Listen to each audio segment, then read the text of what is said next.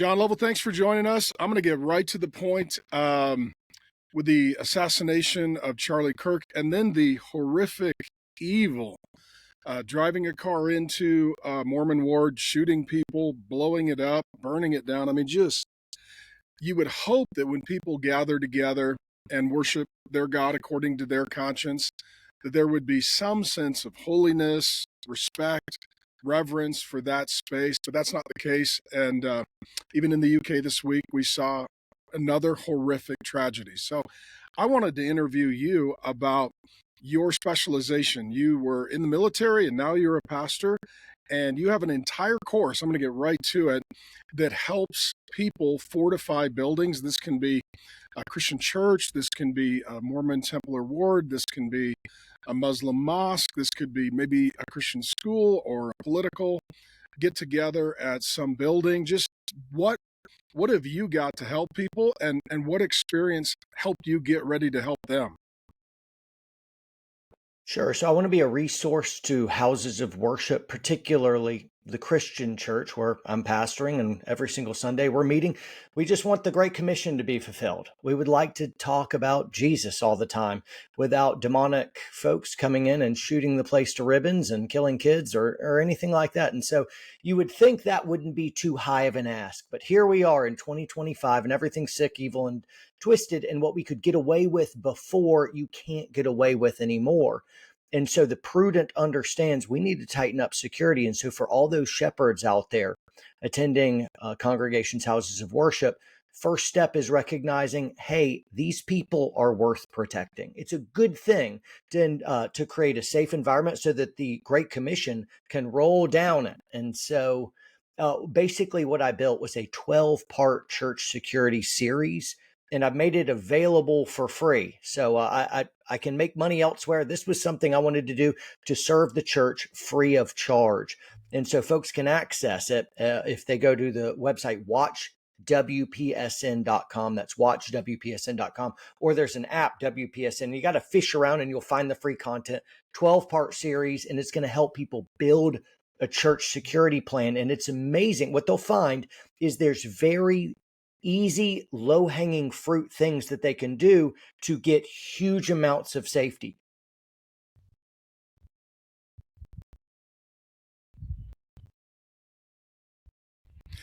So, what in your background helped you learn all of this? And I think it's interesting. You're a pastor, but then your prior job really works well with your current job to give you a special, unique ability to help people secure houses of worship.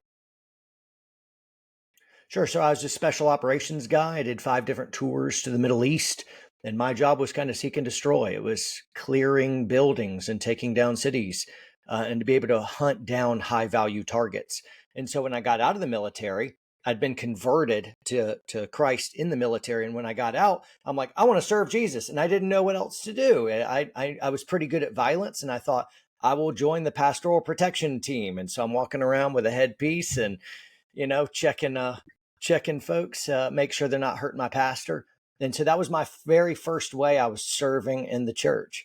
Since that time, I've been running a tactical training company for 9 or 10 years or so. And because I'm fluent in church and understanding what type of culture we want to create, but also understand the world of bad guys and how they hunt and how to mitigate the harm that they want to do, I can really work in both worlds to create something that works for the church and keeps people safe. What would you say to the churches that really don't have a security plan? Maybe they feel like they're in a safe community. Maybe they're small. Maybe they've not had a history of real danger or threat. What would you say to those who feel like this may not be necessary? Beware, beware. You as pastors, you have a certain duty of care. You're assembling a whole bunch of folks there and you've got no plan for them. I would remind you, a lot of these active killer events, they're happening in safe areas. They're happening in kids' school, little kids' schools, for crying out loud. This should be the safest area of all, but it turns out that wolves always hunt in sheep pastures. And the sheep pasture, it's a very safe place until a wolf comes in. And so beware. A lot of the places where people have been victimized were safe areas right up into the moment it wasn't.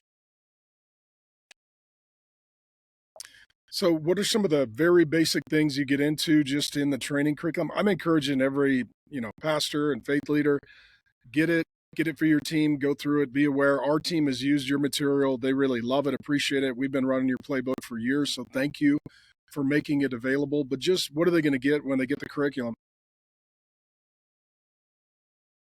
First off, I'll approach with just a theology of it. Perhaps some people in the church will think that it's not right for you to even do that, of like, let's trust the Lord with our security. I'm like, well, the Lord, salvation is of the Lord, but he still has us do evangelism. It's not like we stop evangelism because the Lord's going to save them. In the same way, the Lord has called certain folks to sacred protection. And who are we as pastors to deny them their sacred service to the Lord? So you got protectors, mobilize them and allow them to be part of a security team that perhaps you will never, ever need, but don't deny them a sacred service to the Lord.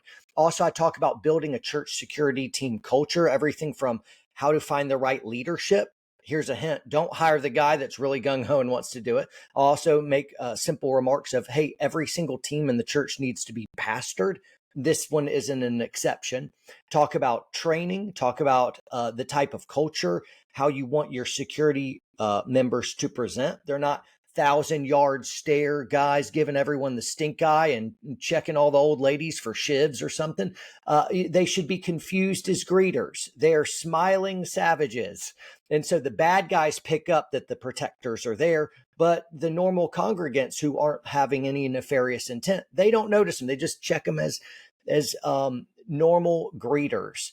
And so there's a lot you can do by way of protecting the kids. Kids department is a huge, huge area with access control. You need medical plan. You need plans in case there was some type of emergency or an active killer event, something like that. All kind of standard operating procedures, radios, communication, all that kind of stuff of how do we go about protecting a pastor from the time that he arrives curbside to the time he departs.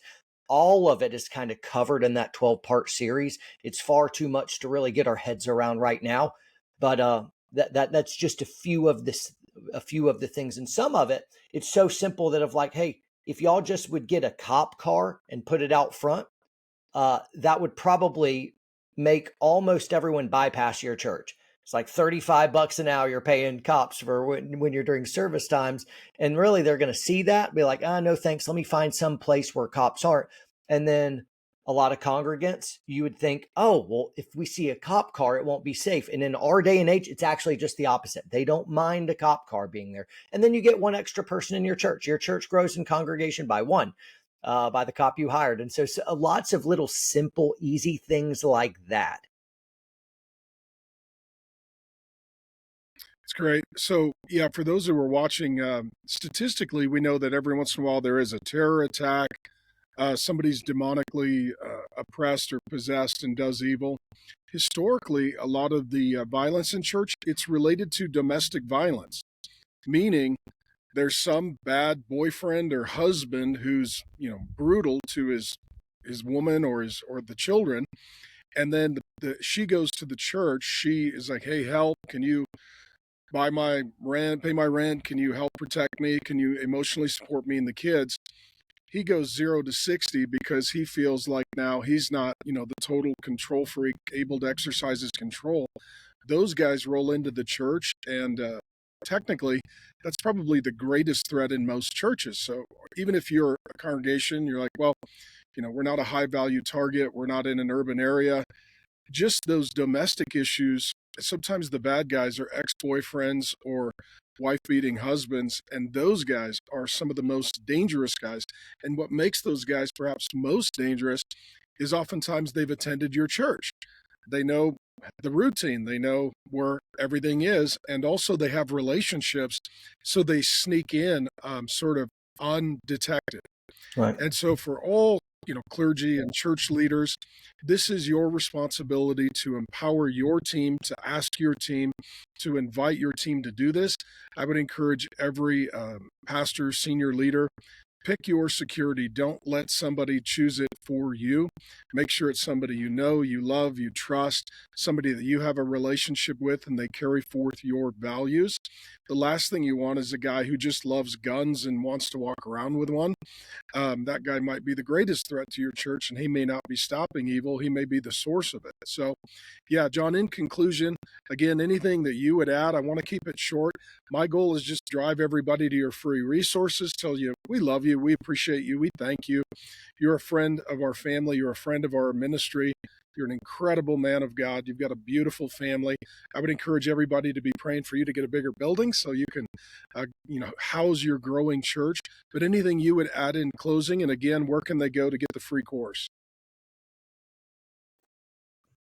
No, I just appreciate everybody who's waking up to the fact that there's demonic forces out there, and where they start to lose against the church in the war of ideas, they start resorting to violence, and that's happening. And so don't fall into the fallacy of thinking this is a small, quaint, and safe area.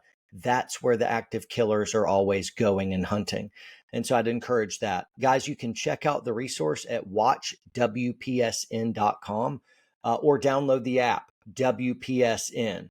And you may have to hit the browse feature, and then you can scroll down. You don't have to support us in any way. Just watch the 12-part series and then hit delete if you want to, but share it amongst your team. It really is just there because I do think it's going to save lives. Appreciate you, my friend. Love you. Tell Becca, boys, we said hi. Thank you. We'll do it. Love to your family, sir. Thank you.